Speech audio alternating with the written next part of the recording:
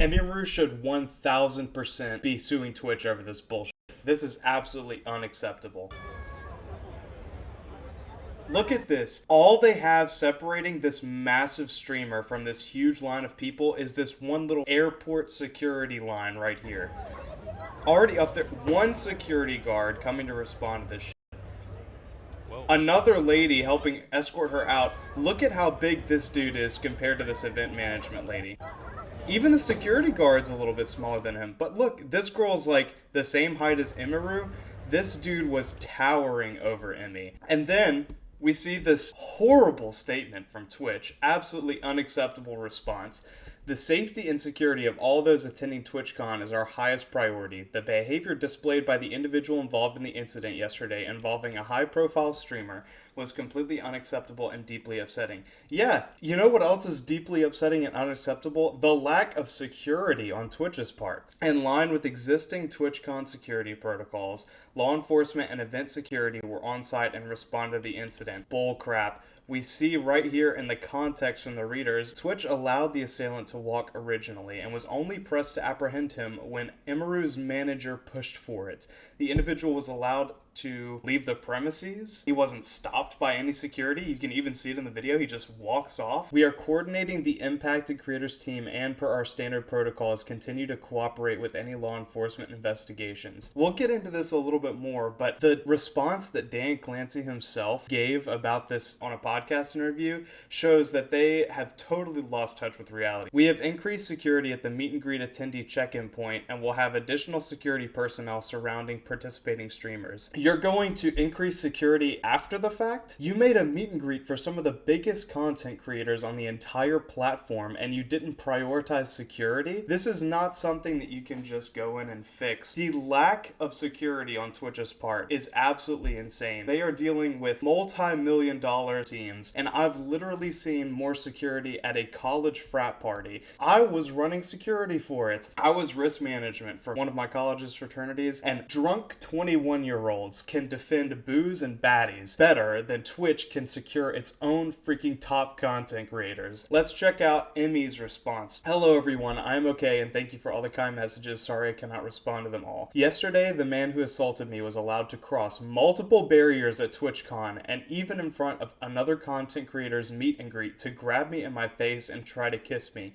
So not only was he allowed to completely skip the line, which is totally unacceptable for people who have paid money to be here and have waited in line for hours. You know that line is long as hell. But he was also able to trample over other people's meet and greets. There wasn't even any sort of barrier between the two events. I'm obviously shaken up by what happened, and it's not the first time I've dealt with something like this, but to tell you honestly, I'm a lot more hurt and upset by how Twitch handled it during and after the fact. I can believe that, sister. Like I said, I don't understand how he was allowed to make it to me in the first place. The security in the clip who reacts is my own security. It's true, my favorite and usual security guard was banned for holding a stalker's arm to bring him to police at a past TwitchCon.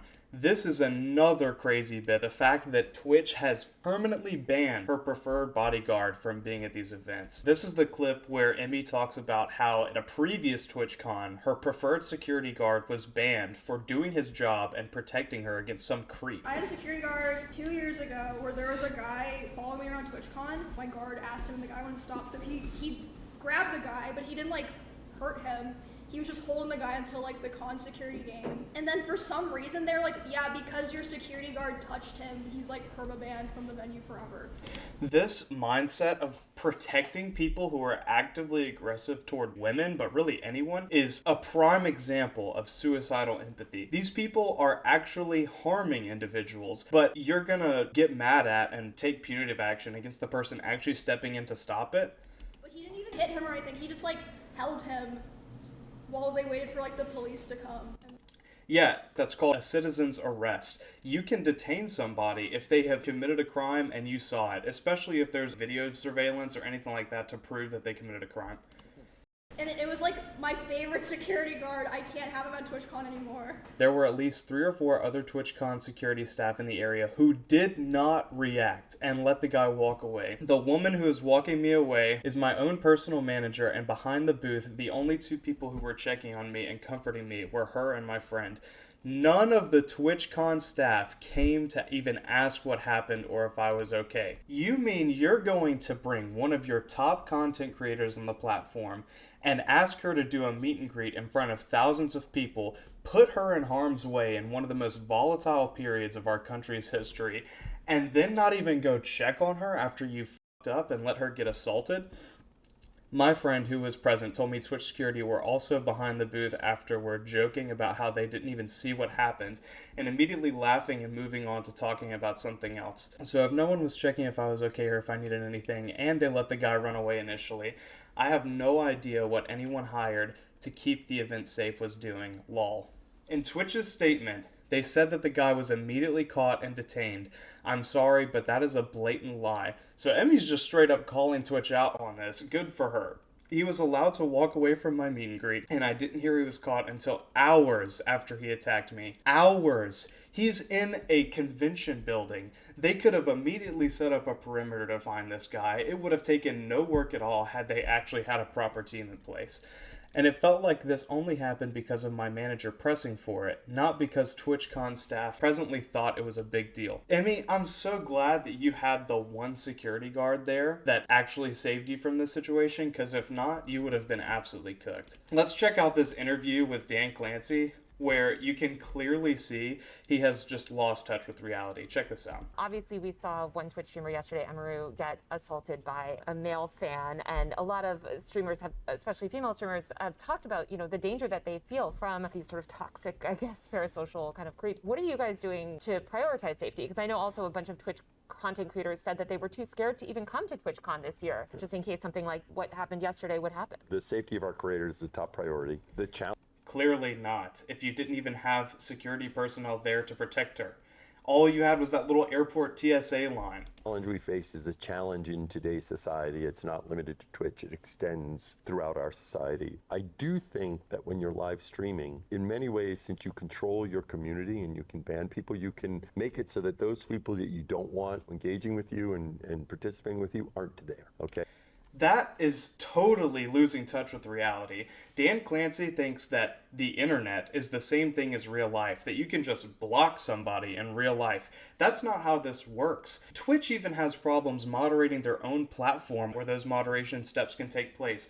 But you can't just turn off real life and all of a sudden it stops happening to you. You have to have actual forces in place. You need people there to protect your content creators from these situations. The blurring of lines between the internet and real life is just absolutely insane to me, and it's clear that these high-level elites of this company are just totally losing touch with what's actually happening in the real world outside of them. It's very different, when I use other short-form content and people say all sorts of stuff.